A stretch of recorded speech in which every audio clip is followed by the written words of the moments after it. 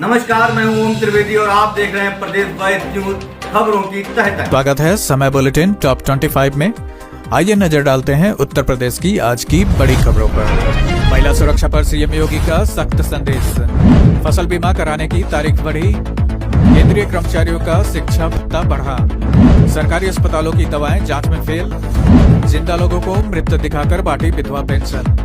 PNC Infratech के राजनीतिक connection पर उठे नए सवाल। और गंगा तथा बाकी कई नदियों का जलस्तर बढ़ा, अलर्ट जारी। अब सुनते हैं बाकी के समाचार विस्तार से। सीबीएसई और आईआईटी का एआई सिखाने का नया कार्यक्रम। सीबीएसई और आईआईटी गांधीनगर ने छात्रों और शिक्षकों के साथ 3030 एकलव्य नाम से नया ऑनलाइन कार्यक्रम शुरू किया है। इसकी शुरुआत 15 अगस्त से होगी। इसमें कक्षा 6 और उससे ऊपर के छात्र एआई और कंप्यूटेशनल थिंकिंग सीख सकेंगे।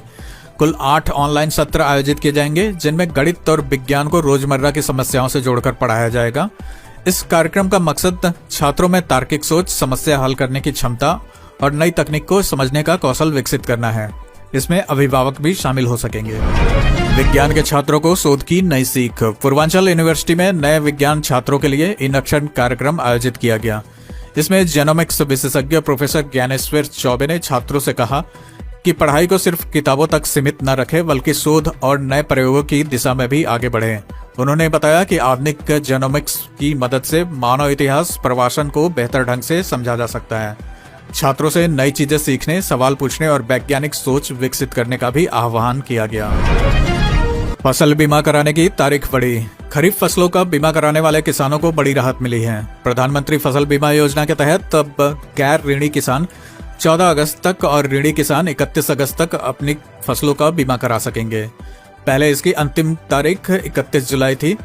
धान, मक्का, बाजरा, ज्वार, मूंगफली, तिल और उड़द जैसी फसलें इस योजना में शामिल हैं। सरकार ने किसानों से तय समय के भीतर बीमा कराने की अपील की है, ताकि प्राकृतिक आपदा की स्थिति में नुकसान की भरपाई मिल सके।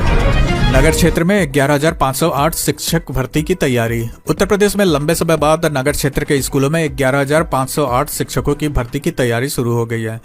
रिक्त पदों का विवरण शिक्षा सेवा चयन आयोग को भेज दिया गया है। अब पदों का परीक्षण पूरा होने के बाद भर्ती का विज्ञापन जारी होगा। इस बार चयन के लिए 120 सवालों की लिखित परीक्षा होगी। हर सही उत्तर पर 3 अंक मिलेंगे, जबकि गलत जवाब देने पर 1 अंक काटा जाएगा। ग्रामीण क्षेत्र में भी 45,000 से ज्यादा पदों पर भर्ती की तैयारी चल रही है। केंद्रीय कर्मचारियों का शिक्षा भत्ता बढ़ा। केंद्र सरकार और रेलवे के लाखों कर्मचारियों को बड़ा फायदा मिला है। 7वें वेतन आयोग के नियमों के तहत बाल शिक्षा भत्ता और हॉस्टल सब्सिडी में 25% की बढ़ोतरी की गई है। अब प्रति बच्चे मिलने वाला शिक्षा भत्ता 2,250 रुपए से बढ़कर 2,812 रुपए 50 पैसे हो गया है। यानी हर बच्चे पर 562 रुपए 50 पैसे प्रति माह का अतिरिक्त लाभ मिलेगा।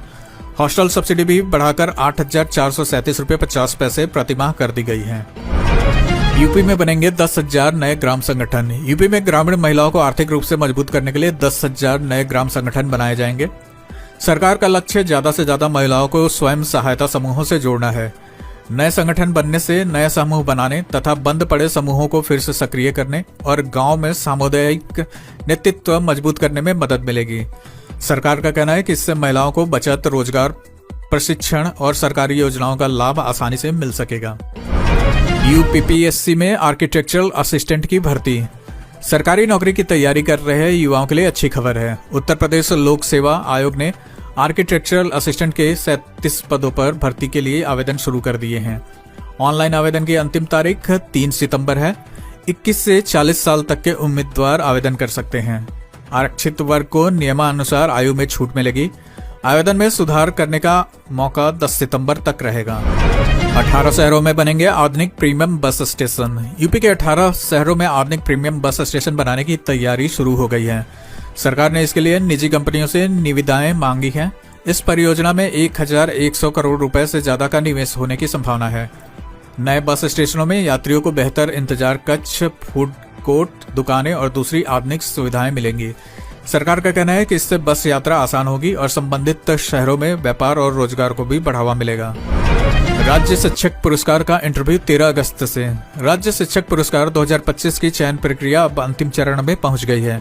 13 से 19 अगस्त के बीच चयनित शिक्षकों का इंटरव्यू और पीपीटी प्रस्तुतिकरण होगा। हर शिक्षक को 5 मिनट में अपने नवाचार, पढ़ाने के तरीके और स्कूल में किए गए कामों की जानकारी देनी होगी। इसके बाद राज्य चयन समिति अंतिम चयन करेगी। विभाग ने पूरा कार्यक्रम जारी कर दिया है। महिला सुरक्षा पर सीएम योगी का सख्त संदेश। मुख्यमंत्री योगी आदित्यनाथ ने महिला सुरक्षा और कानून व्यवस्था को लेकर अफसरों को सख्त निर्देश दिए हैं। उन्होंने कहा कि महिलाओं से छेड़छाड़ करने वाले, सोहदों और माहौल बिगाड़ने वालों के खिलाफ बिना ढिलाई कार्रवाई की जाए। कांवड़ यात्रा के दौरान सुरक्षा व्यवस्था मजबूत बनाए रखने और अफवाह फैलाने वालों पर भी कड़ी नजर रखने के निर्देश दिए गए हैं। मुख्यमंत्री ने कहा कि धार्मिक आयोजनों में गड़बड़ी फैलाने वालों के खिलाफ जीरो टॉलरेंस की नीति अपनाई जाएगी। फिरोजाबाद का कांच का कारोबार दुनिया में चमका। फिरोजाबाद का कांच उद्योग अब दुनिया के 100 से ज्यादा देशों तक पहुंच चुका है। ओडीओपी योजना के तहत मिले बढ़ावे के बाद यहां बनी चूड़ियां और दूसरे कांच के उत्पाद यूरोप, अमेरिका, जापान, जर्मनी और मिडिल ईस्ट समेत कई देशों में भेजे जा रहे हैं। इस उद्योग से जिले में रोजगार के नए मौके बढ़े हैं। खासकर महिलाओं को ज्यादा काम मिला है। सरकार का कहना है कि इससे स्थानीय कारोबार मजबूत हुआ है और दूसरे शहरों में मजदूरों का पलायन भी कम हुआ है। पीएनसी इंफ्राटेक के राजनीतिक कनेक्शन पर उठे नए सवाल। लखनऊ कानपुर एक्सप्रेसवे की खराब गुणवत्ता को लेकर निर्माण कंपनी पीएनसी इंफ्राटेक एक बार फिर चर्चा में है। सड़क धंसने और बार बार मरम्मत की नौबत आने के बाद कंपनी पर सवाल उठ रहे हैं। इसी बीच कंपनी के पुराने कारोबारी और राजनीतिक संबंध भी चर्चा में है। रिपोर्ट के मुताबिक भाजपा के राज्यसभा सांसद नवीन जैन पहले कंपनी के होल टाइम डायरेक्टर रह चुके हैं। कंपनी पर पहले भी सीबीआई की जांच और दूसरे मामलों में आरोप लग चुके हैं। वहीं एक्सप्रेसवे की गुणवत्ता की जांच आईआईटी खड़गपुर की टीम कर रही है। उमा शंकर सिंह को अंतिम विदाई, उमड़ा जन सैलाब। बलिया के रसड़ा से बसपा विधायक उमा शंकर सिंह को गुरुवार को राजकीय सम्मान के साथ अंतिम विदाई दी गई। उनके अंतिम दर्शन के लिए बड़ी संख्या में लोग पहुंचे और पूरे इलाके में शोक का माहौल रहा। दिल्ली में इलाज के दौरान उनका निधन हुआ था। लखनऊ में मुख्यमंत्री योगी आदित्यनाथ, बसपा प्रमुख मायावती समेत कई नेताओं ने उन्हें श्रद्धांजलि दी। इसके बाद पार्थिव शरीर को बलिया लाया गया, जहां 82 घाट पर उनका अंतिम संस्कार किया गया। कानपुर में 218 किलो गांजा बरामद। कानपुर पुलिस ने बड़ी कार्रवाई करते हुए 2 कारों से 218 किलो गांजा बरामद किया है। इस मामले में 2 तस्करों को गिरफ्तार किया गया है। पुलिस के मुताबिक दोनों आरोपी ओडिशा से गांजा लाकर कानपुर समेत दूसरे शहरों में सप्लाई करने वाले थे। जांच में आरोपियों के मोबाइल से कई वॉइस मैसेजेस भी मिले हैं, जिनमें गिरोह का सरगना माल कहां पहुंचाना है इसकी जानकारी दे रहा है। पुलिस अब पूरे नेटवर्क और दूसरे आरोपियों की तलाश में जुटी है। एबीसी आईडी के बिना नहीं भर सकेंगे परीक्षा form. Abdul Kalam technical university से जुड़े कॉलेजों के छात्रों के लिए अब एबीसी आईडी अनिवार्य कर दी गई है। बिना इस आईडी के छात्र परीक्षा फॉर्म नहीं भर सकेंगे और उनका रिजल्ट भी रोका जा सकता है। विश्वविद्यालय ने सभी कॉलेजों को 15 अगस्त तक छात्रों की एबीसी आईडी बनवाकर रिकॉर्ड अपडेट करने के निर्देश दिए हैं। जिन छात्रों की आईडी अभी तक नहीं बनी है, उन्हें जल्द यह प्रक्रिया पूरी करने की सलाह दी गई है, ताकि परीक्षा और रिजल्ट में किसी तरह की परेशानी न हो। गोरखपुर यूनिवर्सिटी के हॉस्टल पर राज्यपाल नाराज। गोरखपुर यूनिवर्सिटी के हॉस्टलों की खराब व्यवस्था पर राज्यपाल आनंदीबेन पटेल ने नाराजगी जताई है। निरीक्षण के दौरान उन्होंने मेस में इस्तेमाल हो रहे खाने के तेल की गुणवत्ता पर सवाल उठाए और मौके पर ही जांच के लिए सैंपल लेने के निर्देश दिए। राज्यपाल ने हॉस्टलों की खराब हालत और मरम्मत में देरी पर भी चिंता जताई। उन्होंने कहा कि जब मुख्यमंत्री के शहर में यह स्थिति है तो बाकी जगहों के हालात का अंदाजा लगाया जा सकता है। गंगा तथा बाकी कई नदियों का जलस्तर बढ़ा, अलर्ट जारी। वाराणसी में लगातार बढ़ रहे गंगा के जलस्तर से कई घाटों का आपसी संपर्क टूट गया है। हरिश्चंद्र घाट के आसपास के मंदिर पानी में घिर गए हैं और दशाश्व मेघ घाट पर गंगा आरती का स्थान भी बदला जा सकता है। प्रशासन ने लोगों से नदी के किनारे जाने से बचने की अपील की है। उधर बस्ती में सरयू नदी का जलस्तर भी तेजी से बढ़ रहा है, जिससे बाढ़ का खतरा पैदा हो गया है। हालात पर लगातार नजर रखी जा रही है और जरूरत पड़ने पर सुरक्षा व्यवस्था और बढ़ाई जाएगी। आरक्षण पर भागवत के बयान पर राजनीति तेज। आरक्षण को लेकर संघ प्रमुख मोहन भागवत के बयान के बाद राजनीतिक बयानबाजी तेज हो गई है। नगीना सांसद चंद्रशेखर आजाद ने सरकार से जाति आधारित जनगणना कराने और उसके आर्थिक आंकड़े सार्वजनिक करने की मांग की है। उन्होंने कहा कि सही आंकड़े सामने आने के बाद ही पता चल सकेगा कि किस वर्ग को कितना लाभ मिला और कौन सा अब भी पीछे है। साथ ही उन्होंने मंडल आयोग की बाकी सिफारिशें लागू करने की भी मांग की। राहुल गांधी के कार्यक्रम को फिर मिली मंजूरी। प्रयागराज में राहुल गांधी के छात्रों की गूंज कार्यक्रम को लेकर चला विवाद फिलहाल खत्म हो गया है। केपी पाठशाला ट्रस्ट ने कुछ शर्तों के साथ कार्यक्रम की फिर से अनुमति दे दी है। इससे पहले ट्रस्ट ने अनुमति वापस ले ली थी। अब आयोजकों को जिला प्रशासन की मंजूरी समेत तय शर्तों का पालन करना होगा। कांग्रेस का कहना है कि कार्यक्रम 8 अगस्त को तय समय पर ही आयोजित किया जाएगा।